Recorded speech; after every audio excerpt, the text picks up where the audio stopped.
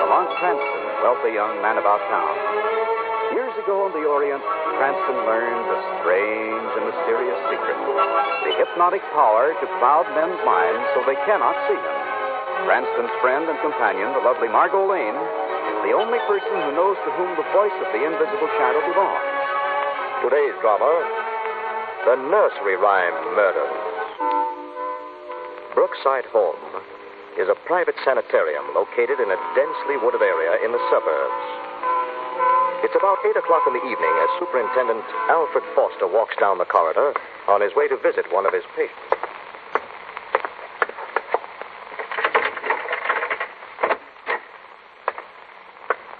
Good evening, Bert. How are you? I'm fine, thanks, Dr. Foster. I've been waiting for you. You should be asleep by now, Bert. Oh, I've been waiting for you to come and read to me. Well, we can't read to you every night. But you promised. You said if I ate all my supper, you'd read a story to me. And I ate it all, Dr. Foster. Every bit of it. The cereal and everything. Read to me now, please. We told you, Bert, that after you'd been here a while, we'd have to stop reading to you at night. You're not going to read to me? You're tired tonight. A little feverish, too, I think. Now, just go to sleep, and in the morning... I won't. You promised to read me a bedtime story. And now you broke your promise. Bert, you mustn't get excited like that. You broke your promise. Bert, stay where you are. Don't come any nearer. You're bad, and I'm going to hurt you. Bert, no. Take your hands off my throat. Orderly. I'll make you read me one. Orderly, hurry. What is it, Dr. Foster? What? Bert. Get him off me quick, Andrews. Let him go. There. Now stay over there, Bert. Thank you, Andrews. That was close. He promised to read to me, and he broke his promise. You want me to get one of the other orderlies, Dr. Foster? No, that's all right, Andrews. Bert just got a little excited. I can handle him all right. I don't know. I think we ought to send him over to the violent ward. You better not send me away. You better not. Now, Bert. You better not try and send me away. If you do, I'll hurt you all. I'll hurt you all bad.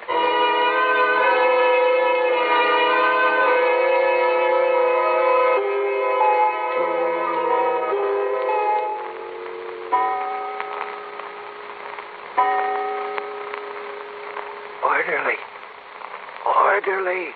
Keep quiet, Bert, and go to sleep. 3 o'clock. I want a drink of water, Andrews. I want a drink of water. Go to sleep, Bert. Please, Andrews. Please. All right, Bert, just a second. Okay, here's your water. I was awful thirsty. Here you are. Thanks, Andrews. Thanks. Now, give me those keys. No, you don't. Give them to me. Now, I got the keys. I'm going to get out. I'm going to get out.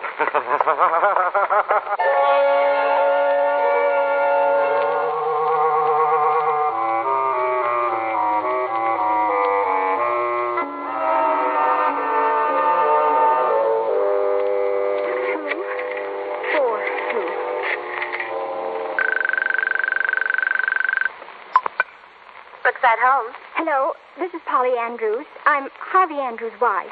Oh, yes. Hello, Mrs. Andrews. Is my husband there? I'm sorry, Mrs. Andrews, but he isn't in. All the orderlies are out in the grounds hunting for Bert Eustace. He escaped last night, you know. Well, that's just it, operator. Our cottage is at the north end of the grounds. I understand Eustace is violent.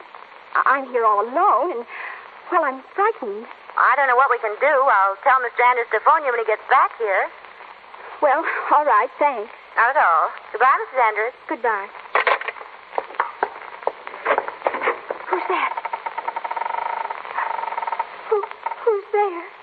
Hello, Polly. You. No. Don't. Little Polly Flinders sat among the cinders, warming her pretty little toes. Her mother came and caught her and whipped her little daughter for spoiling her nice new clothes.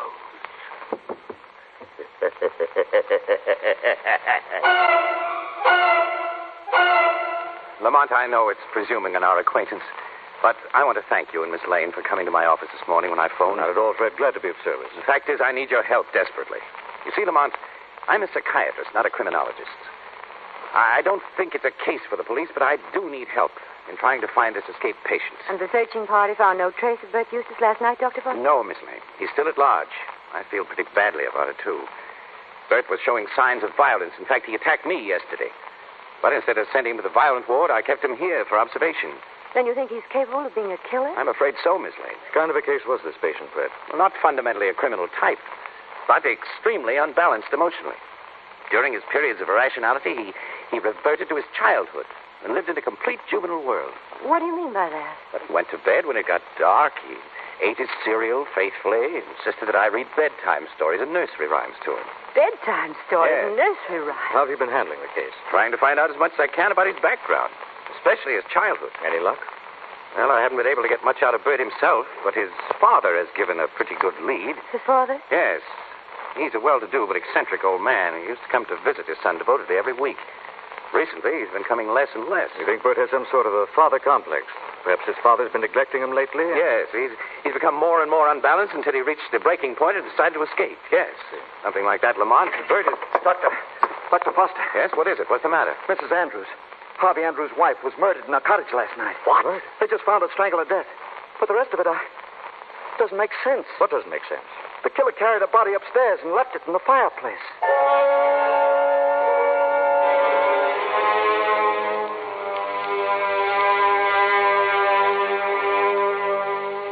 This is horrible. This poor woman's body curled up in the fireplace like this. Very strange resting place.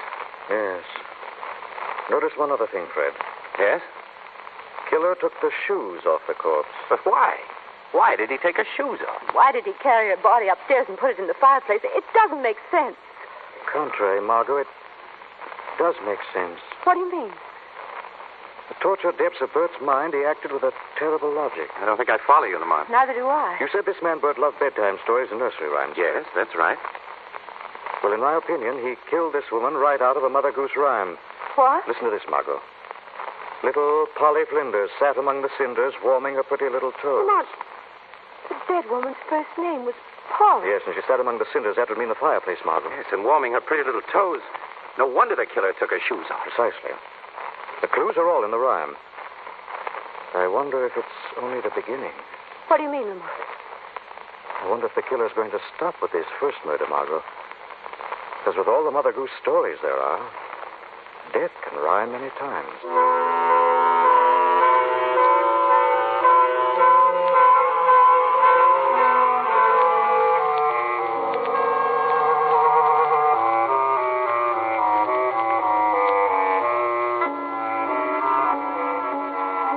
Oh, Lamont, Miss Lane, I'm glad you're here.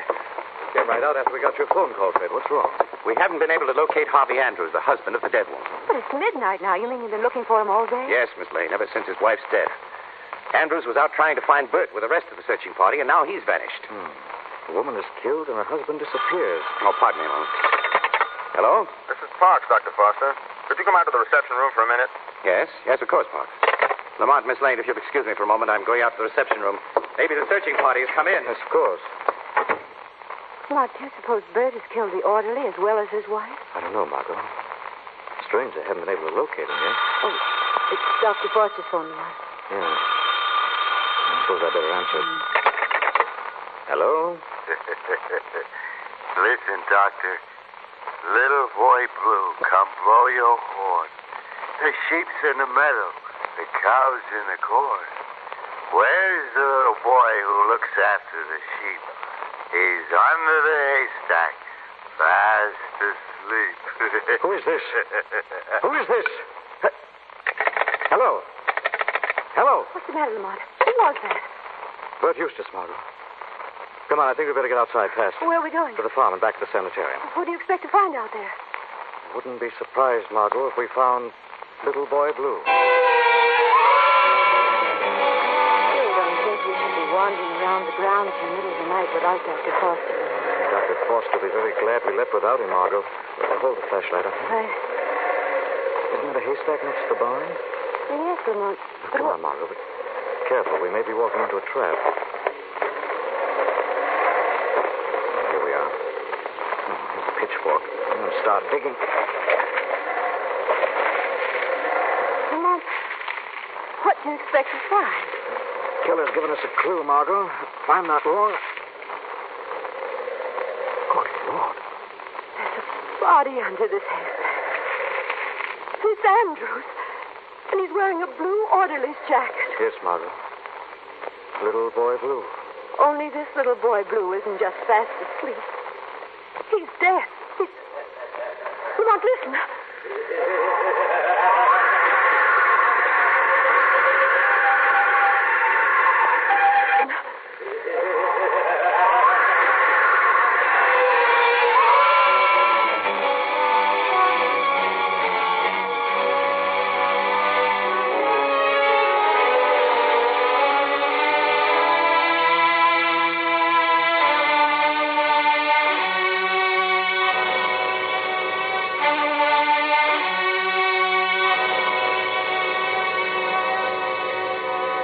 Margot and Lamont, in search of the nursery rhyme killer, are at Brookside Home in the office of Superintendent Alfred Foster. You say you heard the killer's laugh after you found the body, Lamont? Yes, we ran after him, but lost him in the darkness, Fred. First it was little Polly Flinders, then it was little boy Blue. I wonder who Bert will pick next. I can guess his next victim, Miss Lane. Who? Myself. You? I'm afraid of the same thing, Fred. Bert hated me as much as he hated Andrews. As I see it, he went to Andrews' house to kill him and found Andrews wasn't there and killed his wife instead. And he caught Andrews in the grounds later and killed him and buried him under the haystack. Yes, and logically... Well, I come next. Could be right, Fred. I'm afraid I am. Oh, we've got to find this man. We've got to. The police have a statewide dragnet out for him now. Yes, they're so busy covering the highways and terminals. I wonder if they haven't given the most logical place a very fast examination. The most logical place? Yes, Bert's home. I think we'd better have a talk with Bert's father, Lamont. I wouldn't be surprised if he knew a great deal more about where his son was hiding. It's a good idea. Come on, Margot. I'll get my things. No, that won't be necessary. What do you mean? You're not going with us, Fred. It's not safe. Oh, but you admitted yourself you're probably next on Bert's list. Yes, You're the psychiatrist. I'm the criminologist, remember? We'll phone you here at the office as soon as we've seen old man Eustace. Well, all right. Thanks, Lamont. Forget it. Come on, Margot.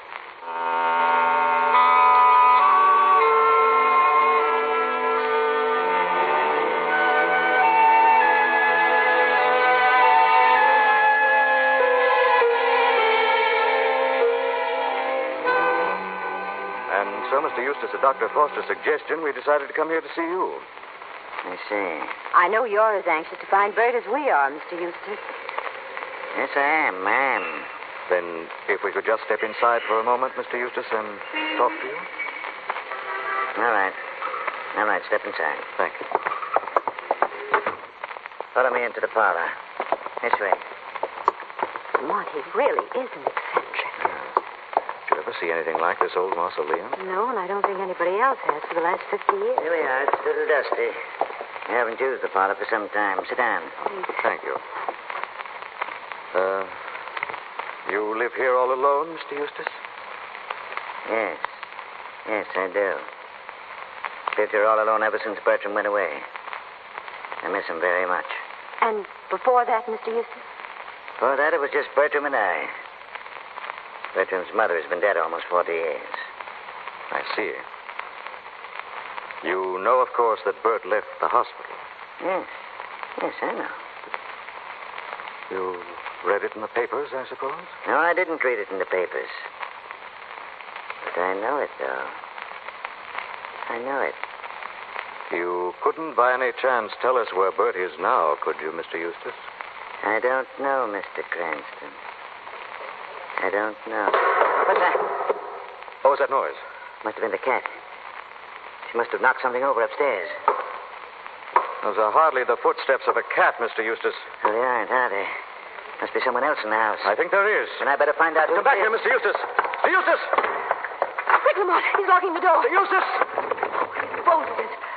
Certainly has, Margot. We're locked in.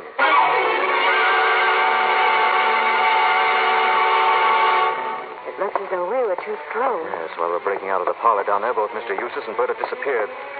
Come on, Margot. We've got to make sure. We'll go down this corridor. Stay close to me. Don't worry, Lamont. Oh! What's the matter, darling? I just ran into another of those darn spider webs. Spider web won't hurt you. Maybe not, but there was a spider in the middle of this one. No wonder Bert was unbalanced living in this old mansion. Yes, with a queer old duck like Eustace for a father. He's certainly... Margot, listen. Bert. He's upstairs on the floor above us. Lamont! Come on, Margot, down the end of this corridor here. Must be a flight of stairs there. Here are the stairs. Lamont. He's up there. Top of the stairs. Goosey gander. Listen. Where shall I wander? Upstairs and downstairs, and in my lady's chamber. There I met a man who would not say his prayers. I took him by the left leg and threw him down the stairs.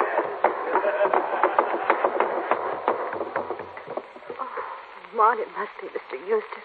Poor old man. Wait a second till I have a look. Here's the flash. Maybe the old boy is... What's the matter? Margot, this isn't Mr. Eustace. It isn't. No. It's Bert.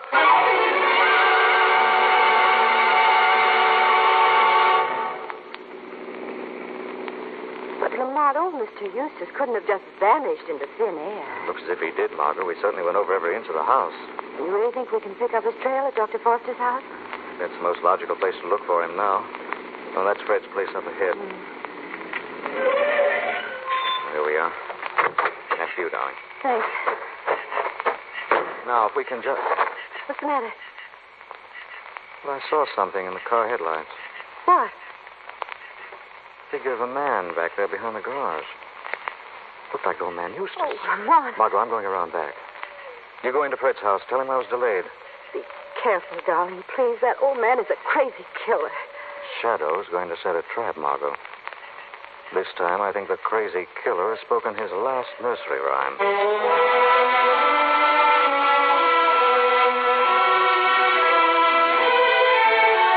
I'm so glad you found us, Lane. The killer has been here. You've seen him? Yes. I saw the same figure Lamont saw when I stopped to pick up the mail. Old Mr. Eustace. Yes, and he left this in the mailbox. What is it? A note. Listen. Dr. Foster went to Gloucester in a shower of rain. He stepped in a puddle up to his middle and never went there again. Then old Mr. Eustace is here. Lamont did see He him. must have. It must mean that crazy killer is going to creep into this house and murder me in the night. He's out of his mind. None of us is safe anymore. We're all... Why, this is strange. What is it? The killer really is close. Here's another note. Here on my desk. Eustace must have slipped in through the window and left it. Another note? Yes. And the odd part about it is, it's addressed to you.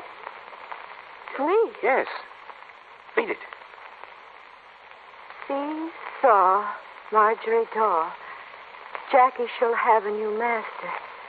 He shall have but a penny a day, because he can't work any faster. I don't understand. Marjorie Daw. It's almost like Margot. You mean the killer? I'm afraid he means you, Miss Lane. Margot. Marjorie. Very close, aren't they? Close enough for all practical purposes. Dr. Foster, why are you looking at me like that? It's a nice rhyme, isn't it? It has a swing to it. See, so, Marjorie Daw. Jackie shall have a new master. He shall have but a penny a day because he can't work any faster. You're the nursery rhyme killer. Yes, Miss Lane, I am. I love nursery rhymes. Old Mother Hubbard went to a cupboard to get a poor dog a bone. Stay away from me. Little Jack Horner sat in the corner eating his Christmas pie. Stay away. Jack and Jill went up the hill. Wait. Peter, Pumpkin Eater. No. These four, Marjorie. What's that? Who's in this room? I don't see anyone. Someone I can't see. Who are you? You like to hear a little nursery rhyme, Dr. Foster? Who are you? I have a little shadow that goes in and out with me. What can be the use of him is more than I can see. Stop! Very, very like me from the heels up to the head. And I see him jump before me when I jump into my bed. Stop it, I'm going mad. You're mad already, Foster. Your mind has been clouded by the dark shadows you profess to study. Who are you? The shadow, Foster. The shadow here to see justice done. Shadow? You thought you could blame these murders on Bert and then on his father. You became so obsessed with his case that your own mind broke under the strain. Let me out of here. I've got to get out of here. No, Foster. The state has a place for you. A place where never again will you be allowed loose among society. A place where you can safely recite nursery rhymes to your heart's content.